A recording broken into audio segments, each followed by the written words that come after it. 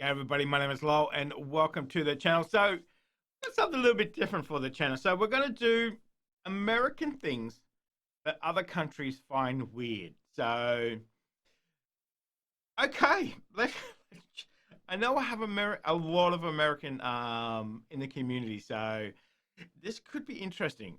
Thoughts down in the comment sections. But anyway, let's jump in and let's have a look at this one. The word weird has come a long way since its origins in Old English. It was first related to destiny, or the power to control one's fate, and later was tied up with the supernatural. From there, Okay. it started meaning odd or uncanny. And odd and uncanny is what we'll talk about today when looking at folks in the good old US of A. Every nation has Weird and uncanny. Okay. some kind of You collective said it, not me. idiosyncrasy, such as those Brits that certainly talk about the weather a lot, or those Japanese that create cuddle cafes where lonely businessmen can repose in the warm embrace of a stranger by the hour or for the whole night. Wait, what? Male friends in some countries kiss when they say hello, women in other countries hide their faces, and this can seem weird for those who don't understand it. Today let's look at just one country in particular in this episode of the infographic show, Weird Things Americans Do. A bucket of coffee, please. Okay, so maybe it's not only Americans that do this, but we reckon Americans excel at it. In a story by British author Julian Barnes in the book Lemon Table, one elderly British woman points out how waiters in some restaurants habitually keep filling up her coffee. It's quite nice, in fact, but in Britain, such service would cost you a small fortune. We don't get free coffee. We don't even get free soft drink refills.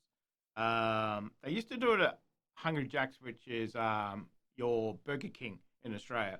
Yeah, we don't get free refills of coffee anywhere. And Americans seem to drink coffee by the gallon. Go to France or Italy, and in many cafes, you'll find your cup of coffee isn't cheap and comes in a tiny cup or glass. Americans are mass consumers of coffee, and we doubt any country can match it. US comedian Bill Hicks made a joke about Americans and their coffee habit before he died. The joke goes, he asked for a coffee in one restaurant, and the waiter said, "You want the 32 ounce or the large?" "How big is the large?" asked Hicks, and the waiter replied, "You'll want to pull your car around back, I'll start the pump." The beast of the feast. So, you probably already know this, and you don't need to have visited the USA to have heard about it, but visitors often remark on how damn big portions are there. We've talked about this before, but not the real beast eaters. You see, in the States, all over the place, you've got those eat this ridiculously large, heart-stopping, gut-busting meal in 30 minutes and you get it for free. Godzilla would struggle. Yeah, we don't have any of those meal challenges in Australia. I see them on the internet all the time. We don't have any of them. Struggle to walk out of that Not that I know deal of, without anyway. begrudgingly pulling out his wallet. Yet there are names on the plaque on the wall. But why would anyone literally make themselves sick and pay for it? Only an American could explain. The question was asked on Quora about this, and most people said food is cheap and big portions sell to the majority of people in everyday restaurants. But we like this answer, which kind of flips it. Your question might well be turned around to ask, why are portions in the rest of the world so small? The United States has a good food supply, and people expect value for their money. Knights everywhere. You won't find this happening all over the place in the States, but you will likely be called sir, or for a woman, ma'am, at some point in your trip. It's very polite, and visitors will have nothing against it, but being called sir will feel strange. We just get called mate in Australia. We don't do sir. We don't do ma'am. Yeah, it's usually just mate.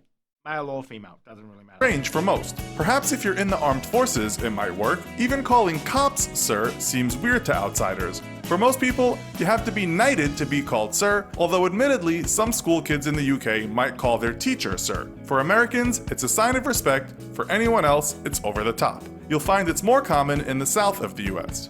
Smokes and drugs. This is weird to just about anyone outside of the USA, the fact that at some pharmacies or drugstores you can buy cigarettes. While many pharmacies in the US stopped doing this, you can still find it. It does seem rather odd that the place selling you things to improve your health would be selling you those cancer. We haven't sold cigarettes at actually I don't think we've ever sold. We call them chemists. I don't think we've ever sold cigarettes at a chemist. Maybe I'm remembering that wrong. I'm not too sure, but we sell them at the supermarkets, and they're behind, plain white, so you can't see them. sticks of tobacco. In 2014, CVS pharmacies in the US stopped doing this, stating, "We came to the decision that cigarettes and providing healthcare just don't go together in the same setting." Took a while to figure that out.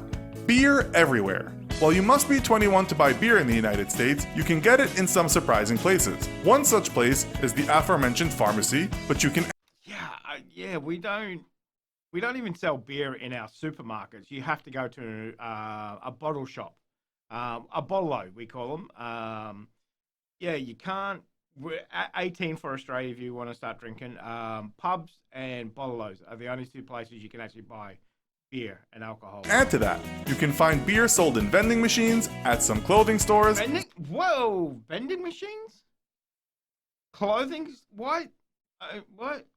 Why would you want beer at a clothing store? Some coffee shops, at some drive-thrus, and even some special hospitals. Wait. Why are you selling beer at coffee shops and hospitals?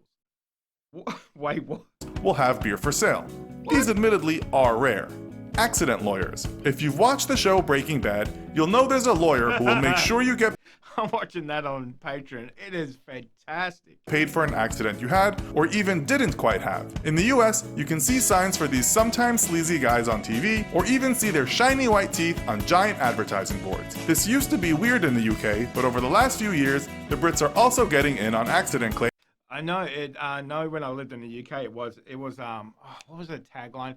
Have you been injured in an accident that wasn't your fault? You get them all the time. And their TVs are also full of nice people saying, "Did you have an accident? Did you know you can get compensated for that? Call this number." Drug dealers on TV. The last thing you need when all you really need is some exercise and clean living is someone on TV telling you can buy a possibly addictive, happy drug that can solve all your problems. Yeah, we get adverts for medicine on TV. We don't call them drugs in Australia. We call them medicine. We don't, not like that.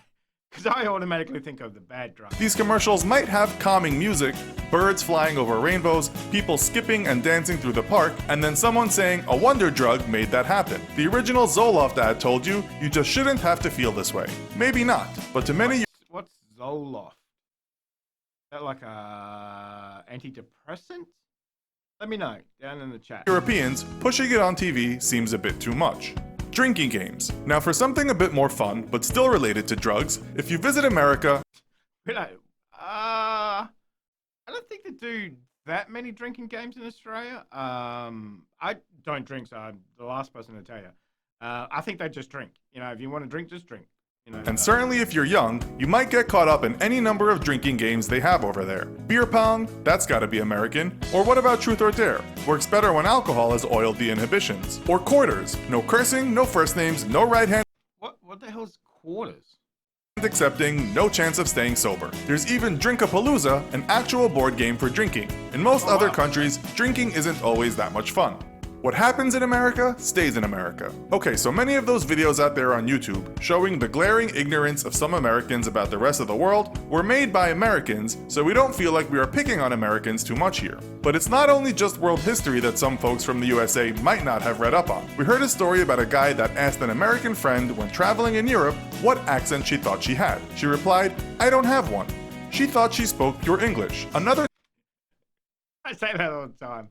Americans have got an accent. Tale we heard was of a young man from West Virginia who met some Brits while traveling in Israel. He asked the Brits how the highways were in England. The Brits, jokingly, replied they didn't have cars and still used the horse and cart. The guy replied, "Wow." When the question was asked on Quora why some, and we say some, Americans don't know much about the world, the answers were mostly related to the education system focusing only on the US and the country already being so big and diverse. The American writer and intellectual Noam Chomsky wrote that the reason why Americans know so much about sports but so little about world affairs is because that's just the way the system was set up for most people. Is it weird? You'll find it everywhere, but those videos we see do seem to make some Americans seem quite ignorant of the world outside America. Let's just say if you can't get close to pointing where North Korea is on a map, but hate the country, there's a problem. Peeping Tom.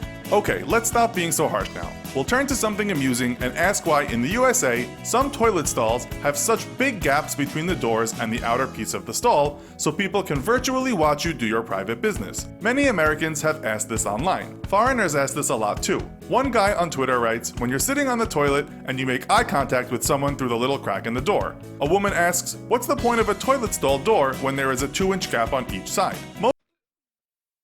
Most answers we can find were related to safety, to know someone is in there, to get you out quickly, and making it easier to clean. There's a huge debate on TripAdvisor about the topic. Why not just knock on the door and say, hey, is anybody in here? And wait, what? Why does that improve cleaning? But no one seems to know the answer. How are you? This could be said to be similar in other countries, but when Americans ask how are you, they are not usually looking for an answer. It's just a way of saying hello. An extensive reply about your ingrown toenail, your setback with Bitcoin, and the fact your father didn't give you enough attention as a kid is probably not what your interlocutor was wanting or expecting. We say it. We say it all the time. Well, not how are you. We just say, how you going, mate? We say it all. And all you expect back is, yeah, all right, mate. You can just answer with hey. The real home of football. Okay, as we've just had the World Cup of a game called football, we might as well go ahead and say that the real home of football? The rest of the world thinks America is weird for calling its strange stop and start game football. But we should tell you that it was the Brits that first called the game soccer, which is a diminutive of the words association football. The word soccer Yes, we knew that. comes from association, and The Guardian tells us Brits back then loved to put an ER at the end of words. Later, the Americans naturally called it soccer just as the Brits did. Then the Brits decided the word soccer sounded too American and let it go. Now, the Brits and Europeans had been playing this. I've never heard a British person call it soccer, ever. I used to live there. My parents are from Scotland. I've never heard anybody call it soccer. Football thing since medieval times, and it was called football back then too. But there were many types of football, including rugby. That's why the word soccer became a thing. Americans just took the word football for their own game, just as Europeans had done. But to be honest, American football is much closer to rugby, so it's still a bit weird. But let's just yeah, a little. Definitely much closer than football, than soccer. At least you pick it up. Let's finish with saying, if any Brit or European gives you a hard time about calling the game soccer, just tell them what we told you. They started it. You have no defense, though, for calling a game played mostly with the hands football. So, can you add to this list? Have you visited America and found some things weird? Are you American and disagree with what we said? Let us know in the comments. Also, be sure to check out our other video called American Things Europeans Find Weird. Thanks for watching, and as always, don't forget to like, share, and subscribe. See you next time. I mean, not too many big surprises, apart from the alcohol. Even though he said it's quite rare, I don't understand why you would have alcohol in coffee shops and clothing shops and or hospitals. Yeah, that's weird. That's very weird to me. As I said, living in Australia, even Britain has alcohol in their supermarkets. You can buy it in Tesco, Asda, places like that in the UK. In Australia, you can't buy anything in the supermarket. You can't buy any alcohol. As I said, cigarettes are kept behind a plain partition, so you can't actually see what they are. And then you have to go to a special shop to buy the alcohol. So we do have drive-through bottles. You can drive up and purchase it and whatever else and go home. But yeah, we don't get alcohol anywhere else apart from that or a pub. So even though the rest of the world see Australia as very heavy drinkers, we kind of keep that separate to our shopping and everything else too. So, I mean, not too many surprises in that. If you had any surprises, let me know. If you think of any other weird things that you do in America, let me know down there. So, that 2-inch gap in the toilet doors, I don't understand that at all. Yeah, that's weird. What? I don't know. Let me know your theories down there in the chat too. But that was good. Interesting. Very, very interesting. I need to do one for Australia or something like that. Some of the weird stuff that we do here that people might find weird all over the world. So, guys, thank you very much for joining me. If you did find any of that weird, let me know down there. Even if you are American and you don't do that, let me know for sure. So, guys, thank you very much for coming. Thumbs up if you enjoyed it. Make sure you stay outside. Stay outside? No. Make sure you stay safe out there. Stay weird. And I'll definitely see you in the next reaction video. Did you enjoy that video? Why not watch another one?